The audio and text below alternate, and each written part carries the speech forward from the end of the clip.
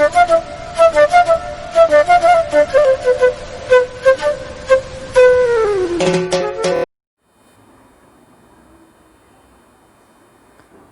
दोस्तों, आज हम भारतीय राजनीतिक विचारक की जो सीरीज है उसमें अभी हमने कौटिल्य की बात की थी। अब उसके बाद आज हम बात करते हैं राजा राम मोहन राय। राजा राम मोहन राय को भारतीय पुनर्जागरण का अग्रदूत और आधुनिक भारत का जनक कहा जाता है। भारतीय सामाजिक और धार्मिक पुनर्जागरण के क्षेत्र में उनका विशिष्ट स्थान है। सन 1964 में भारत सरकार ने राजा राम मोहन राय की स्मृति में एक डाक टिकट भी जारी किया था। जब भारतीय राष्ट्रीय आंदोलन की बात चल रही थी तो उस समय पे सब लोग अपने अपने स्तर पर जो प्रयास थे वो कर रहे थे। राजा राम मोहन राय उस समय पे सामाजिक बदलाव की तरफ अग्रसर थे। भारत विभिन्नताओं का देश है। उस समय पे बहुत पिछड़ी हुई परिस्थितियों में राजा राम मोहन राय ने बहुत सारी कुरीतियों को देखा और उन्हें दूर करने का प्रयास किया।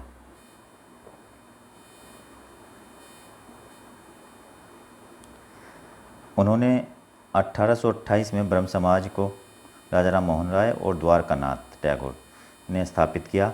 इनका उद्देश्य भिन्न भिन्न धार्मिक आस्थाओं में बटी हुई जनता को एकजुट करना तथा समाज में फैली कुरीतियों को दूर करना था। उन्होंने ब्रह्म समाज के अंतर्गत कई धार्मिक रूढ़ियों को बंद कराया, जैसे सती प्रथा, बाल विवाह, जाति व्यवस्था आदि। राजा राम मोहन राय ने जब भारतीय समाज में देखा कि यहाँ सती प्रथा प्रचलन में थी, यानी कि जिस स्त्री के पति का देहांत हो जाता था वह उसी पुरुष की चिता के साथ अग्निदेह को स्वीकार कर लेती थी, यानी सती हो जाती थी। ऐसी कुप्रथा को रोकने के लिए उन्होंने भरसक प्रयास किए। बाल विवाह होते थे, कम उम्र में शादी हो जाती थी, उन्हें रोकने के लिए प्रयास किए। विधवा विवाह उस समय पर नहीं होते थे, विधवा विवाह प्रारंभ कराए। तो राजा राम मोहन राय के द्वारा ब्रह्म समाज की स्थापना के द्वारा ये एक संगठन बनाया गया और जहाँ जहाँ पर जाकर वो लोगों को जागरूक करते थे, प्रचार करते थे और इसके द्वारा सती प्रथा जैसी बीमारी को दूर करने का प्रयास किया गया।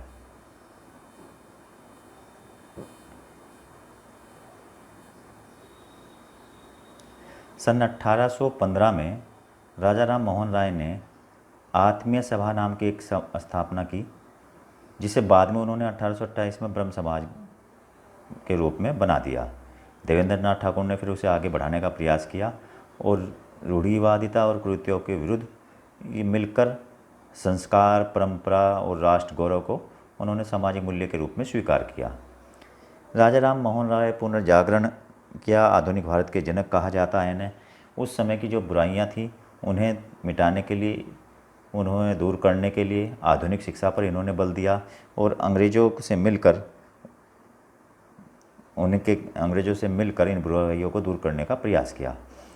उन्हीं के प्रयासों का प्रतिफल था कि 1829 में विलियम बेंटिंक ने कानून बनाकर सती प्रथा को अवैध घोषित कर दिया और विरोध भी किया। भारतीय समाज के उस समय के जो सामाजिक परिस्थितियाँ थी, परंपरा थी, उसके अकॉर्डिंग लोगों ने इसका विरोध भी किया।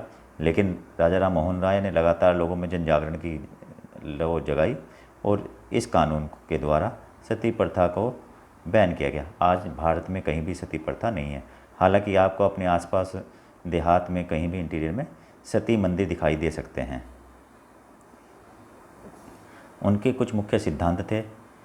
एक तो उन्होंने महसूस किया कि जनता में जो बंटवारा है, जो जनता बटी हुई है आपस में, जो हम अंग्रेज़ों के खिलाफ एकजुट नहीं हो पाए, उसमें वो धार्मिकता कहीं आड़े आती है। इसलिए वो कहते हैं कि ईश्वर एक है और वह संसार का निर्माण करता है, यानी कि सभी धर्मों को वो कहते हैं कि सबका भैया एक ही ईश्वर है और वो संसार का निर्माण करता है। परमात्मा कभी जन्म नहीं लेता और आत्मा अमर है। ईश्वर को ना तो पैदा किया जा सकता है, क्योंकि कुछ धर्मों में या कुछ उसमें मनुष्य को ही भगवान के रूप में मानने की प्रथा चली आई। उस समय पर कुछ ऐसे पाखंड हुए हैं समाज में कि जिसकी वजह से व्यक्ति ही भगवान का रूप ले लेता था, तो उसे उन्होंने नकारा है। और आत्मा अमर है, उसे कोई मार नहीं सकता। वो कहते हैं कि मनुष्य को हिंसा के मार्ग को अपनाना चाहिए, अहिंसा के मार्ग को अपनाना चाहिए, यानी कि हिंसा नहीं करनी चाहिए और जितना हो सके हमें अपनी बुद्धि से, विवेक से कार्य करना चाहिए।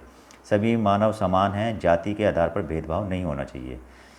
राजा राम मोहन राय मानते थे कि ये जाति जो है ये बड़ी वजह है जो हमारे समाज को विखंडित करती है और उसी के कारण यहाँ पर विदेशी लोग आते रहे, आक्रमण करते रहे और हमारा शोषण करते रहे।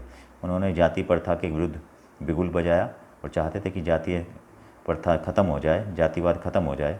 हालांकि आज भी आधुनिक भारत में भी, आज के समय में भी जातीय गहराई प्रथा ख़त्म नहीं हुई है, बल्कि उसकी जड़ें और मजबूत हुई हैं। सभी जाति के मनुष्य को ईश्वर पूजा का अधिकार प्राप्त है। उस समय के अगर आप उस साहित्य पढ़ें, उस समय का अगर आप अवलोकन करें, उस इतिहास पढ़ें, तो गाँव में भी और इंटीरियर में भी ये व्यवस्था थी कि सभी लोगों को भगवान की पूजा करने, कुछ निचले तबके को मंदिरों में जाने पर पाबंदी थी, उन्हें पूजा नहीं करने दी जाती थी। आज भी कुछ ऐसे, महाराष्ट्र में अभी पिछले दिनों आया था कि मंदिर में महिलाएं नहीं जा सकती। कुछ ऐसे मंदिर हैं जहां महिलाओं का जाना वर्जित नहीं है, उन्हें बैन किया हुआ है। तो उनका मानना था कि भगवान की पूजा सभी धर्म के लोग, सभी जाति के लोग, चाहे वो नीच जाति को, ऊँच जाति को, ये कुछ नहीं होता, इंसान के द्वारा बनाई हुई है, सबको पूजा करने का अधिकार है। उनका मुख्य उद्देश्य था हिंदू धर्म की कुरीतियों को दूर करते हुए बौद्धिक एवं तार्किक जीवन पर बल देना। एक ईश्वरवाद पर बल देते थे, सामाजिक कुरीतियों को समाप्त करना चाहते। मुख्य उद्देश्य उनका था जो समाज में कुरीतियाँ थीं उन्हें वो दूर करना चाहते थे। इसके लिए उन्होंने जो काम किए उस पर भी एक नज़र डाल लेते हैं। राजा राम मोहन राय उपनिषद व वेदों की महत्ता को सबसे सामने लाना चाहते थे। उन्होंने उसे पढ़ा, समझा और उन्होंने वेदों की तरफ बढ़ने का प्रयास किया। उन्होंने कहा कि हमारी धार्मिक जो पुस्तकें उपनिषद हैं, वेद हैं, हमें उन्हीं का पालन करना चाहिए, और मूर्ति पूजा का भी खंडन वो करते थे। समाज में व्याप्त सती प्रथा, पर्दा प्रथा, बाल विवाह के विरोध में जोरदार संघर्ष किया गया। किसानों, मजदूरों और श्रमिकों के हित का समर्थन करते थे। लगातार इनके विकास के लिए, इनकी लड़ाई में वो अग्रदूत बनकर खड़े रहे। पाश्चात्य दर्शन के बेहतरीन तत्वों को अपनाने की कोशिश करते हैं। उनका ये भी मानना था कि जो हमारे शत्रु हैं, अंग्रेज हमारे शत्रु थे, तो उनका मानना था कि अगर शत्रु में भी कोई अच्छाई है, कोई अच्छी चीज़ें, हमें उन्हें ग्रहण कर लेना चाहिए, और वो उससे बड़े प्रभावित थे।